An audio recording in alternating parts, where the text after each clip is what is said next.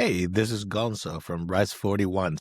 What if I told you that the supplement industry doesn't just sell protein powder, it sells dopamine?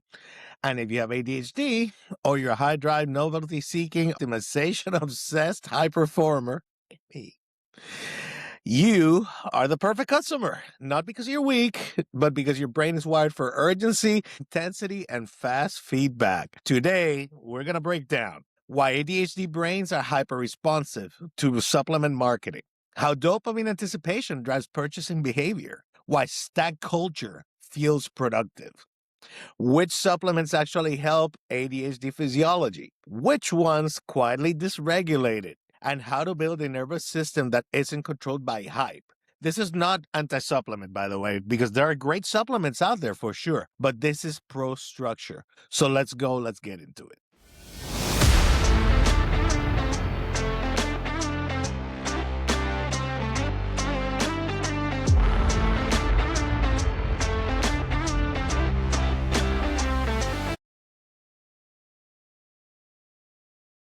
All right. So, as always, establish some baselines. ADHD is a dopamine regulation pattern. Let's get that out of the way. ADHD is not a focus disorder. It's a dopamine regulation pattern. The prefrontal cortex, executive control, planning, delay gratification runs on dopamine. When dopamine is inconsistent, we've talked about this many times, impulse rises, novelty becomes magnetic, urgency feels real, and slow progress feels unbearable. Now look at supplement marketing. Explosive energy, laser focus, clinically dosed, game changer, limited drop. That language is engineered for dopamine sensitive nervous systems. You're not imagining the pull, it's actually biological. Okay? So remember, keep this in mind. Novelty is the hook. ADHD brains crave novelty more than the average neurotypical brain. A new formula, new flavor, a new peptide that offers new results, a new stim blend, new research chemical. Every new release creates anticipation dopamine. Your brain is wired to react to that and to anticipate and look for it. Anticipation dopamine often feels like progress. You feel optimized while you're researching. You feel disciplined when you're ordering. You feel strategic when you start organizing your stack, right? But nothing has changed yet. Anticipation does not equal adaptation. The industry thrives on that confusion, okay? And marketing people know all about this. So let's talk about why stack culture feels productive. There's a morning stack. These are the supplements I take in the morning. There's a training stack. These are the supplements I take when I go train, when I go to the gym. There's a cortisol control stack. This is what I take to manage the cortisol. There's the sleep stack to optimize my sleep, prioritize it. There's a longevity stack. Here's the supplements I take to live longer and better. So stacking from this perspective feels like engineering, like you're engineering your future, right? You're optimizing. And high performers like me, again, sorry, and most of you, we love engineering. We love thinking like we've gamed it. We've figured out a better way. But here's the uncomfortable truth. Sleep will outperform 80% of our supplement cabinet. It just will. Good sleep, good quality sleep will absolutely give better results than 80% of our supplement cabinet. Blood sugar stability, keeping an eye on your A1C, insulin management, blood sugar management, it will outperform most nootropics. It really will, because your brain will it runs on glucose and it'll run well. Progressive overload at the gym will outperform exotic compounds and crazy things. Getting that stimulation, getting that proper nutrition after the gym, that's what's going to move the needle the most. Structure, however, totally boring, especially for ADHD people. ADHD people our brains resist boredom. So we add variables instead of deepening our consistency, which is what we really should do in most cases. So let's start by talking about these different compounds and supplements, because like I said, this is not anti-supplement. It's about understanding what's out there and what works for us, what doesn't work for us, and making some intelligent choices. So first, let's start with stimulants, which is, kind of the gateway dependency. These are the most obvious ones too. Stimulants are like the most obvious of all the supplements. Caffeine. high-stim pre-workout, yohimbine, fat burners, Signer Slim Blends. These increase dopamine and norepinephrine. For someone who with underregulated dopamine, that feels like clarity, competence, and momentum in the moment when those chemicals hit your brain. But tolerance does build to those chemicals. Okay? Sleep starts degrading. Your cortisol may rise. Your baseline dopamine drops. Now you don't feel sharp or quite as sharp without that stimulation. So that's not optimization, really. That's dependency. That's disguised as productivity. So you got to keep that in mind when it comes to stimulants. And again, caffeine, yohimbine, high-stim pre-workouts, fat burners, any of these kind of fall into this category. Next, peptides, GLP-1s, and advanced compounds. Now we're entering into my space, into biohacker territory. So let's talk about like peptides, GH secretagogues, GLP-1 agonists, off-label cognitive enhancers, and nootropics. These can be very powerful tools, for sure. But ADHD brains are prone to obsession cycles, late-night research spirals, and constant variable tweaking. So tweaking, playing around with these compounds feels productive. You're finding out, you're discovering. But constant tweaking prevents adaptation. If you change 5 inputs every week, you cannot assess the outcome because you've changed 5 inputs. So that's not science. That's just gambling with dopamine. That's what you're doing at this point, okay? So let's talk about what actually helps ADHD physiology, what actually would be beneficial. Let's get intelligent. Some compounds genuinely will support ADHD neurobiology. They tend to stabilize rather than spike. And here's the thing, they're probably not very sexy, but they work. Let's start with the most basic of all. Creatine, believe it or not, it supports brain ATP production. It helps your cognitive resilience under stress. No stimulation, just cellular support. The most tested, most proven supplement in the history of all supplements.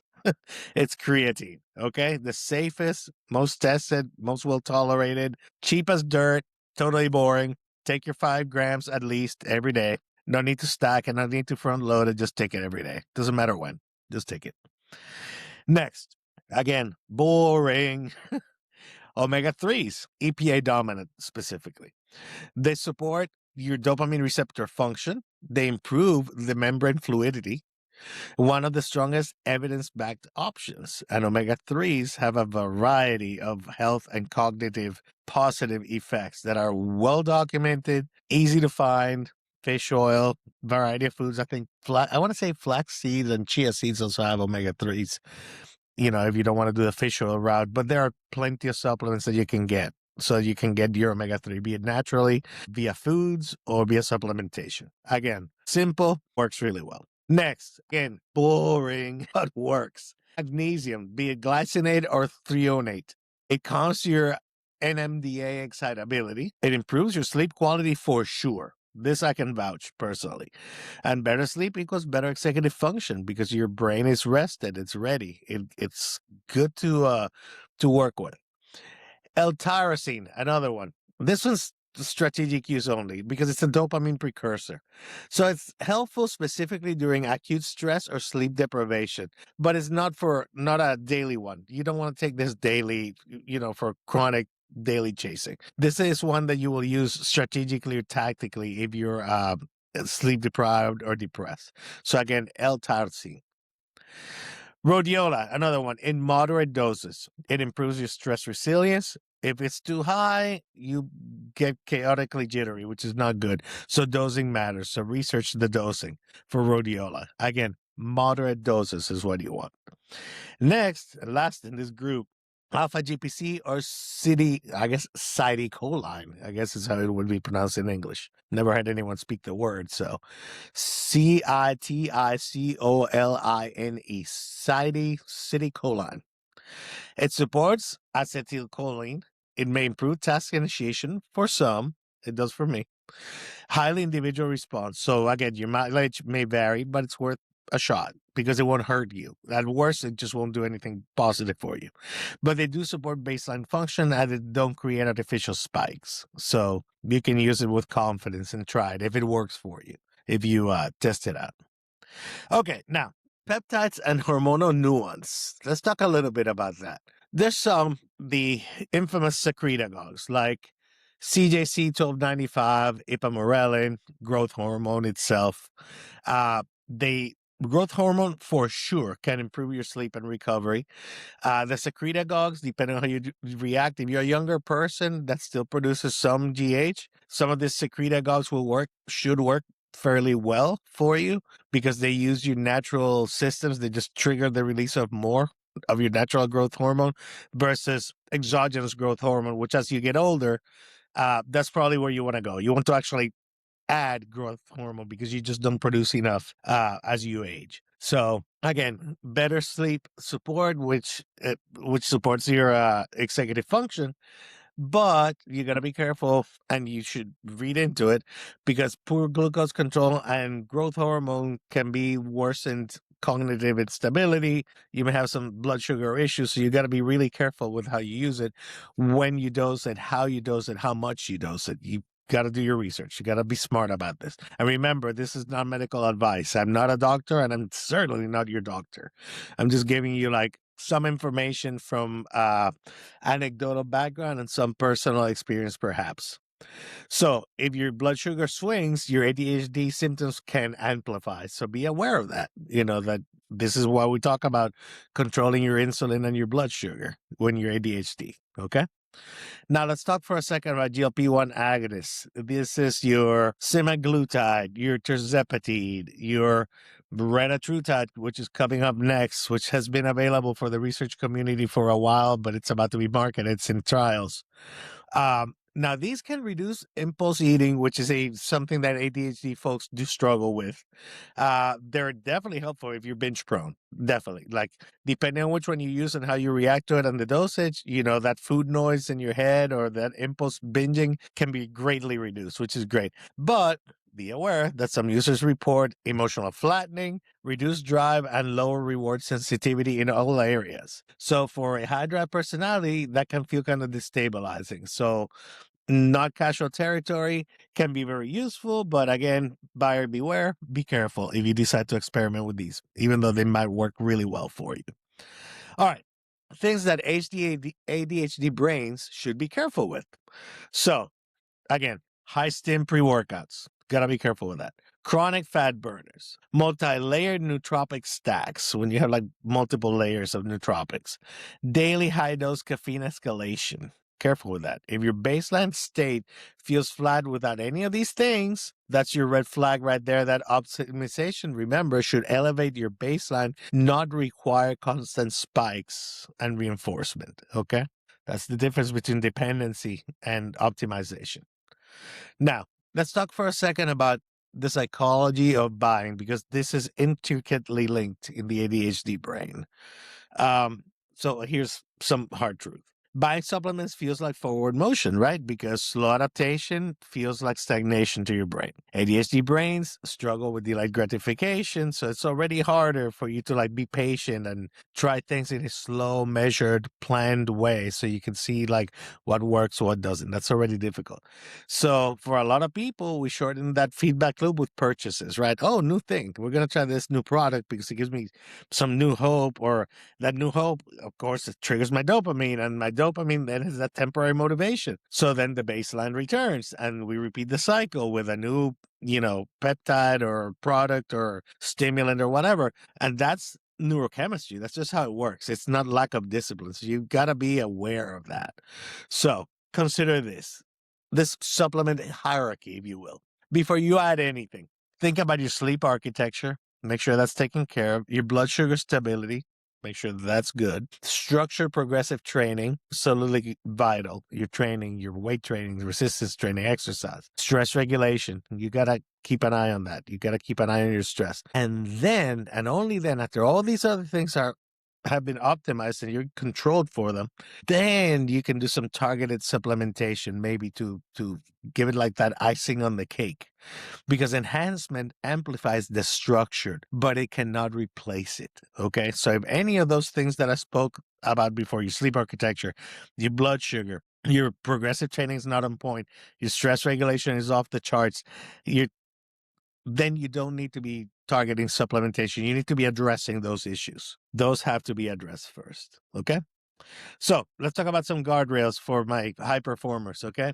If you're ADHD and optimization obsessed, think about these guardrails. These are good rules of thumb to keep in mind.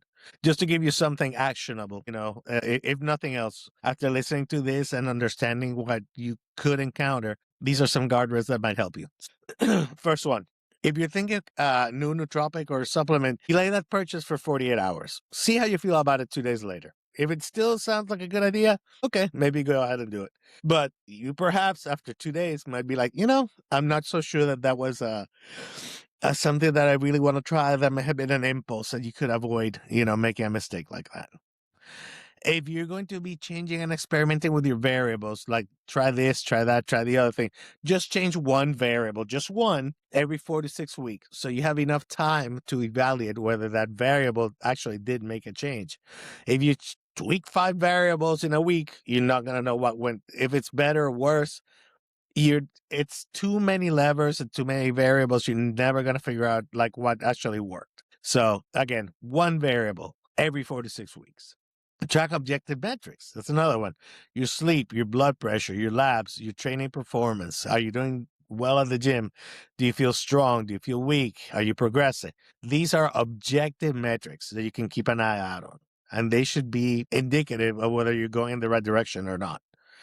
Next, cap your monthly supplement budget. If you're spending more than X amount, whatever X is, of dollars on supplements, odds are you're wasting money. Make sure that it's stuff that you need, and make sure that you don't blow everything you have on things like that. It's amazingly easy to let the supplements just stack and stack and stack and stack, and next thing you know, you've blown like hundreds of dollars with nothing to show for it. Don't do that. Don't fall for that. Okay, that's just marketing.